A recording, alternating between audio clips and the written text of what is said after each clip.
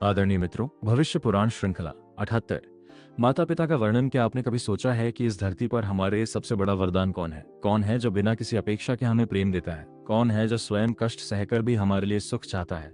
प्राचीन भारत की एक मार्मिक कथा हमें माता पिता के महत्व का बोध कराती है। यह कथा भविष्य पुराण के भावों से प्रेरित है, जहाँ माता पिता को धरती पर देवतुल्य माना गया है। आइए चलते हैं उस पवित्र युग में। दृश्य 1। शांतिपुर ग्राम, नर्मदा तट पर बसा सुंदर ग्राम शांतिपुर। सुबह का समय, गौशाला की घंटियां, वेद पाठ की मधुर ध्वनि। वहां एक साधारण परिवार रहता था। धर्मपाल, आयु 50 वर्ष, सफेद धोती, कंधे पर अंगवस्त्र, शांत और गंभीर चेहरा, और उनकी पत्नी गायत्री, आयु 45 वर्ष, सरल सूती साड़ी, करुणामयी दृष्टि। उनका पुत्र सत्यकेतु, आयु 20 वर्ष, तेजस्वी था पर थोड़ा अभिमानी। दृश्य 2।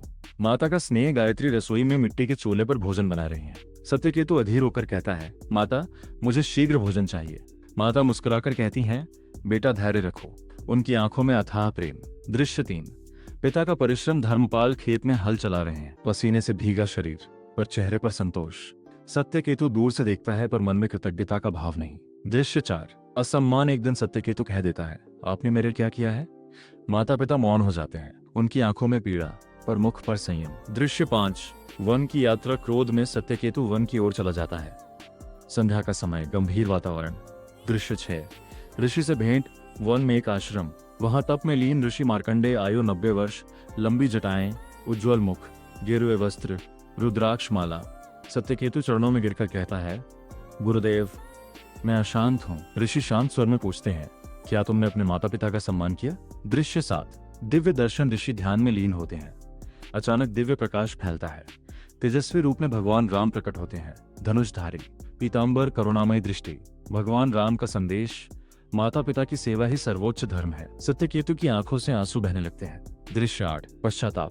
सत्यकेतु को अपने शब्द याद आते हैं। वह अत्यंत दुखी होकर घर लौटने का निश्चय करता है। दृश्य 9। क्षमा याचना। घर पहुंचकर वह माता पिता के चरणों में गिर पड़ता है। सत्यकेतु, मुझे क्षमा करे। गायत्री उसे गले लगा लेती है। धर्मपाल आशीर्वाद देते हैं। दृश्य 10। सेवा का भाव। अब सत्यकेतु स्वयं खेत में पिता का हाथ बटाता है, माता की सेवा करता है। उसके चेहरे पर विनम्रता और शांति।